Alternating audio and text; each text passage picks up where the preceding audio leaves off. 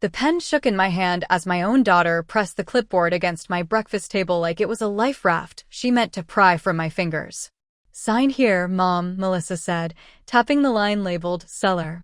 Her voice was honeyed for anyone listening from the hallway, but the tip of her nail dug into the paper with a small, impatient click that said this wasn't a request. Travis stood behind her with a realtor's smile he wore like a mask, eyes sliding past me to the bay window where the morning light struck the old walnut bookcase I'd polished every Sunday for 40 years.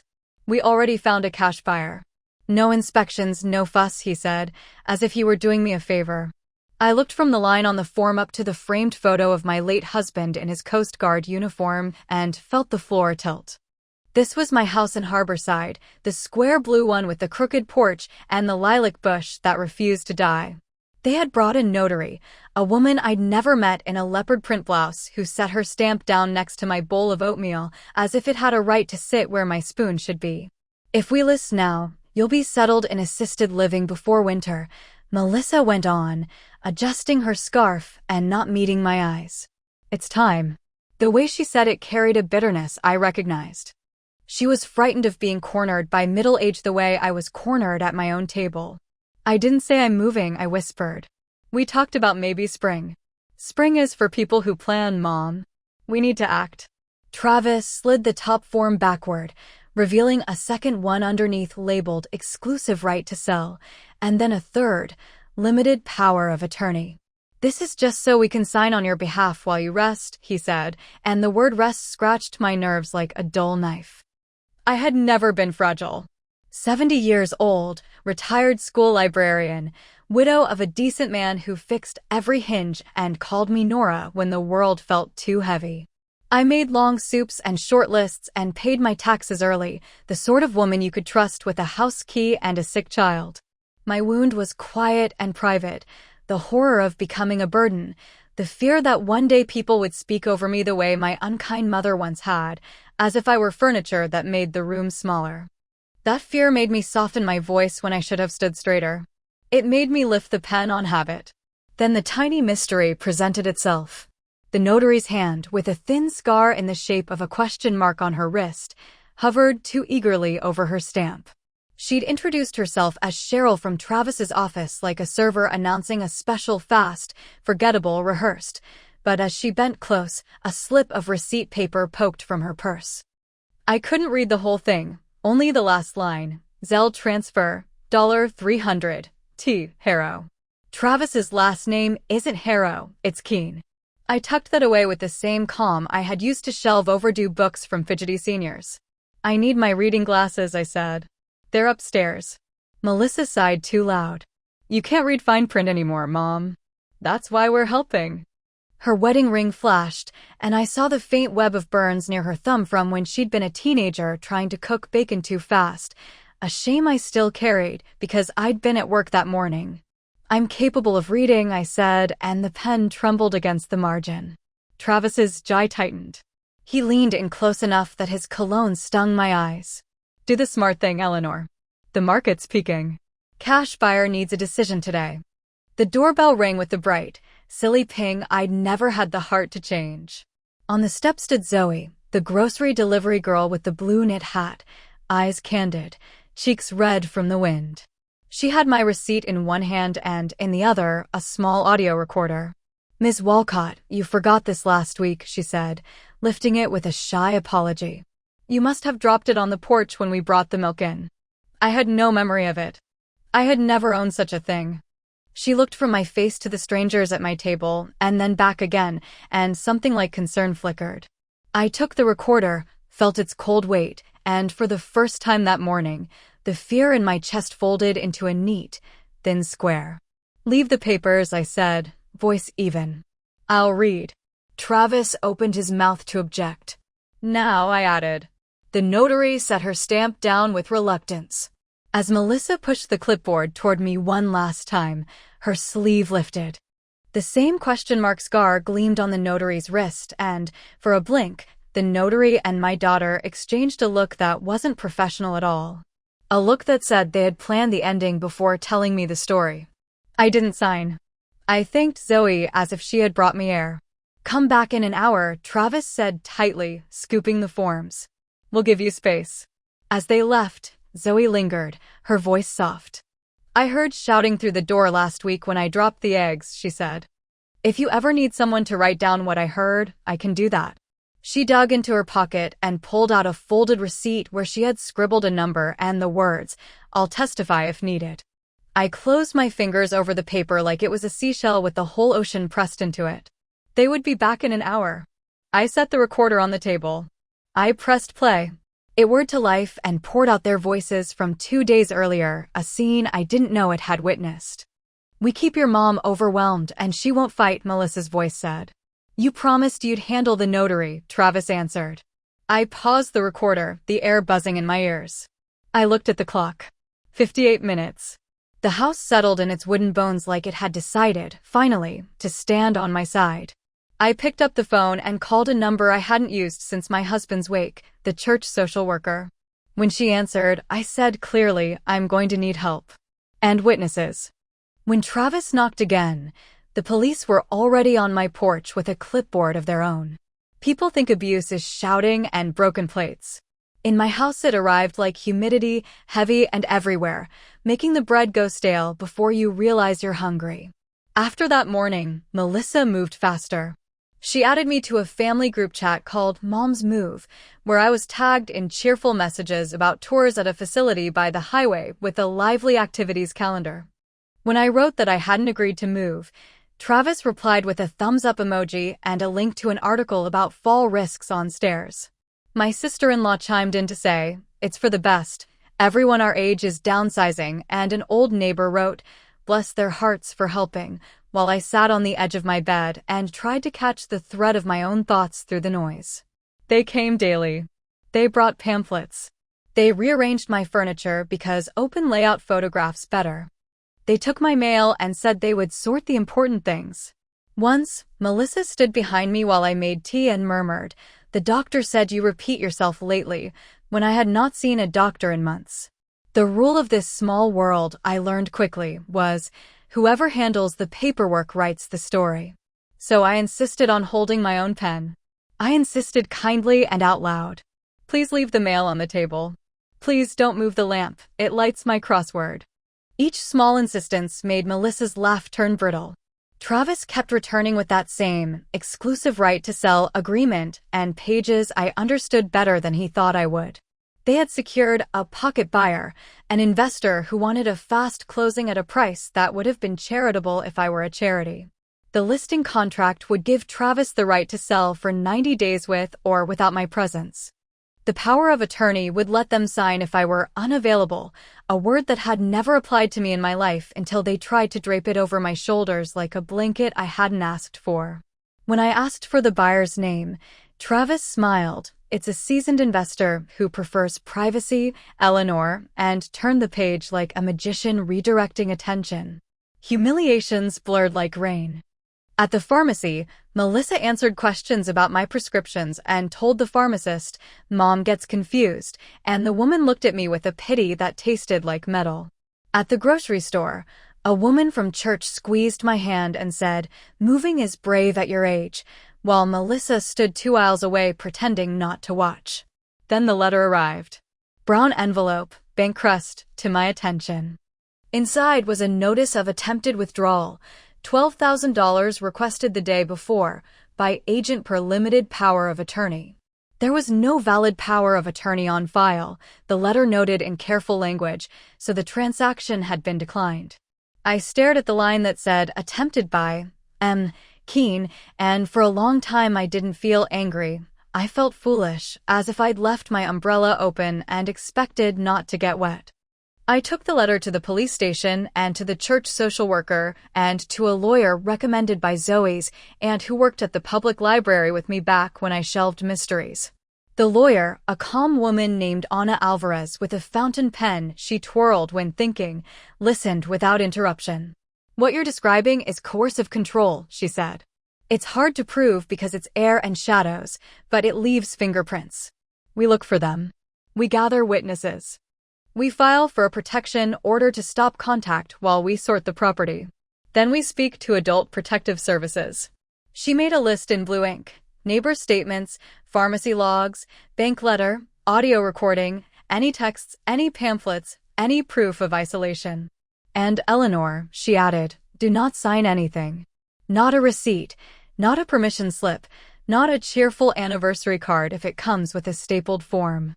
I did something that felt like breaking a bone back into place. I told the truth to people who could hold it. I told the church deacon, who had heard me cry in the bathroom after coffee hour. I told the mail carrier, who had watched Melissa take my letters. I told the pharmacist, who had the courage to say that much of what she'd heard in her line about my confusion did not match my consistent medical history. Some turned their eyes away, but others looked straight at me and said, I'll come. The trap appeared wrapped as a gift a week later. Melissa brought a care agreement she said would reassure everyone that I wouldn't be a burden. It's a simple thing that says I'll handle your appointments and you'll contribute a small amount to household expenses when you move in with us, she said, pushing the paper forward. The numbers were precise and the signature line carried the same itch as the real estate forms. I saw the bait, and I did something I never thought I would do. I asked for a pen. Melissa's eyes gleamed as if she had won a race I didn't know we'd run. I signed slowly, deliberately. Her victory smile told me she didn't understand yet that a document making her my caregiver would do more than reassure everyone. It would define a legal relationship that Adult Protective Services would examine under a bright, unsentimental light. I didn't sleep the night after the second letter. I walked the hall with my hand on the plaster, counting my husband's steps in my memory to steady myself. At 4 a.m., I sat at the kitchen table and made tea in the mug with the chipped handle that I kept hidden from guests. The familiar imperfection was comfort. When dawn scrubbed the sky clean, I decided, this won't go on any longer. I told the empty room, and my voice sounded like my mother's the one time she had stood up to my grandfather and wept afterward in the pantry. Anna filed for a temporary protection order that afternoon, citing harassment, financial manipulation, attempted bank fraud, and evidence of psychological abuse. The judge signed an emergency order that barred Melissa and Travis from my home pending a hearing in 2 weeks. I didn't feel triumphant. I felt like someone had moved a heavy wardrobe off my chest so I could breathe, but the bruise underneath still colored the skin. Zoe helped me set up a small camera pointed at the front door, the kind a college kid buys to make sure roommates don't steal the oat milk. The mail carrier, a man named Luis who'd walked this route for 22 years, agreed to deliver my mail directly into my hands for now. The pharmacist wrote a statement describing how Melissa had attempted to pick up medications for Mom without authorization and grew hostile when asked to step aside. The church deacon gathered 4 parishioners who had witnessed Travis joking about extracting equity from older houses at a barbecue behind the rectory. Adult Protective Services opened a case and scheduled a home visit. Our small victories piled like stones on a wall I hadn't realized I was building. But the blows kept coming. I arrived home one afternoon to find my office drawer yanked out and emptied onto the floor, my file of property tax receipts gone. There was no broken window, just a back door whose lock looked like it had been loved too hard by the wrong key. I called the police. They dusted and shrugged. No sign of forced entry, ma'am. I sat on the floor and gathered my scattered paperwork while the house hummed with that particular silence that follows intrusion. Then came a message from an unknown number with a photo of my deed, black and white, my name circled in red. Make this easy, Eleanor, the text read. Sign or we'll do it for you. My hands went cold. The law does not work by threat, I told myself again and again. The law is slow and colorless and sleeps until called by name. I called Anna. Forward everything, she said, voice clipped. Also, check your devices. We'll sweep for trackers. The real twist arrived not through my door but through the building's basement. Mr. Patel, the HA treasurer, a quiet man who kept his ledgers like prayer books, knocked and asked if he could speak privately. You've always paid the dues early, he said, eyes flicking to the papers in my hands. So when an electronic payment arrived last week from an account labeled E. Walcott, authorized agent, it felt wrong. The bank flagged it as unusual and called me. I declined it and asked them to freeze any auto payments until they heard directly from you. He slid a printout across the table. The authorized agent's email belonged to Cheryl, the leopard print notary who had stamped my breakfast that day. This was the moment the story turned. The fake benefactor, the neutral notary, wasn't neutral at all. Her Zelle receipts, I remembered that purse paper with T. Harrow, were breadcrumbs leading to Travis, whose full name at the brokerage turned out to be Travis Harrow Keene, his middle name conveniently forgotten when it might look too familiar. The care agreement I had signed, my supposed weakness, now made Melissa a de facto caregiver under state definitions, which meant her actions would be reviewed with the suspicion they had earned. We brought all of it to Anna. She smiled without warmth. "We'll need one more piece," she said. Proof that they orchestrated the original signing attempt with duress. The shadow allies stepped out of the shadows in the most ordinary place, the lobby. Our building's concierge, Alma, had remained politely distant for years, handing packages with a nod. She stopped me as I came in from the market, waited until the elevator doors closed, then touched my arm. "Ms. Walcott, I shouldn't get involved, but I've seen too much," she said. "We have security footage from that morning." The notary arrived early with Travis, not with your daughter. He gave her cash. And she hesitated. Melissa came later and cried in the stairwell before they knocked on your door. The crying felt real. But when she finished, she laughed. People forget the lobby has ears. We watched the footage together in the back office, the grainy black and white offering a parade of small truths, money changing hands, timestamps disproving the neutral witness, Melissa rehearsing an expression in the mirror that looked like compassion if you didn't listen too closely. Alma printed stills for court and offered a sworn statement even though she risked the building's irritation. When I thanked her, she shrugged. "I grew up with a grandmother who raised me," she said. "I promised myself I'd speak when it mattered. We chose the courtroom because Travis had chosen my breakfast table. If he wanted to make my kitchen a closing table, then I would make his intentions a matter of public record." On the day of the hearing for the permanent protection order, the benches filled with faces I recognized from church pews and the pharmacy aisle, from the post office and the condo board, their presence like a quilt of ordinary courage. Melissa sat at the respondent's table next to Travis, fingers twisting her scarf. Cheryl the notary tried to blend into the second row, hair newly straightened, nails a calmer shade. She looked smaller without her stamp. The judge, a woman with a careful posture that said she understood the value of listening, asked us to proceed. Anna stood and laid out the story dispassionately. The audio of the 2 days before the first visit played into the room with the flattening effect that recordings always have.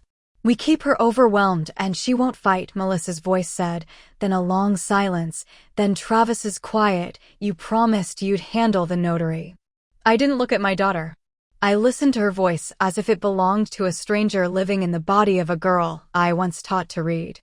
We presented the bank letters declining the unauthorized withdrawal and flagging the address change. Luis, the mail carrier, testified about my mail being intercepted. The pharmacist described Melissa's insistence on taking medications without authorization and the words, "She gets confused," repeated in front of strangers. Mr. Patel passed up the printout of the attempted HOA payment from E. Walcott, authorized agent. Alma, the concierge, testified, hands steady, about the lobby footage, which the judge watched with a face like a closed door. Zoe, hat in hands, recounted the day she heard them rehearsing their plan and the kindness that had prompted her to keep the recorder when she found it on the porch. "I didn't want to meddle," Zoe said, voice cracking slightly. "But my grandmother says sometimes not meddling is how bad things keep going." Then came the moment I had dreaded and required. Anna called Cheryl. The notary approached, eyes on the floor, oath taken. "Miss Pruitt," Anna said, "are you paid by Mr. Keene's brokerage?" "I do occasional contract work," Cheryl murmured. "Did you accept cash from Mr. Keene the morning you came to Ms. Walcott's home?" "For gas," she said quickly. "Did you attempt to draft or process a power of attorney naming Ms. Keene as agent for her mother?" "She asked me to bring a template." "That's common. Did you notarize any documents that day?" "No, because she refused to sign." "Do you recognize this Zelle record?" "I don't remember." "The name T. Harrow is Mr. Keene's banking profile, is it not?" "I don't know." Anna did not change tone. Your Honor, we submit that the witness's notary commission was used as a tool for attempted financial exploitation. At minimum, her neutrality is compromised. Travis's attorney tried to recast the facts as concern.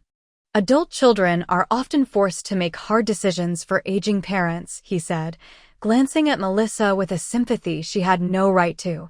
This is a simple matter of downsizing.